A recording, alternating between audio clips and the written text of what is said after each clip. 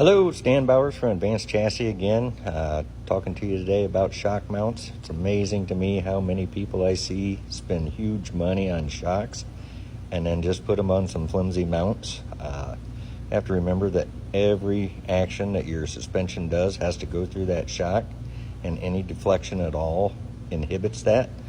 So this is how we do things, how I like to compare ourselves to others. So first off, in our kit, you get upper shock mounts.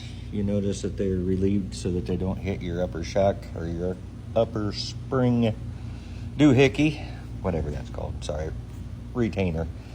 Ours have holes, stiffener holes welded in, and I just shoved this little bar in here to show you that little bar goes right across the bottom of a 9-inch Ford or a Dana 60. So that you can tie these to your rear end housing to make them even stiffer. You notice ours are in double shear. With the kit, you also get a jacking stud and 2 tie down loops that go on that little bar there when you're done. That way everything's tied down, everything's locked down, and you can't get any movement anywhere. Check them out on our website. Thanks. Bye.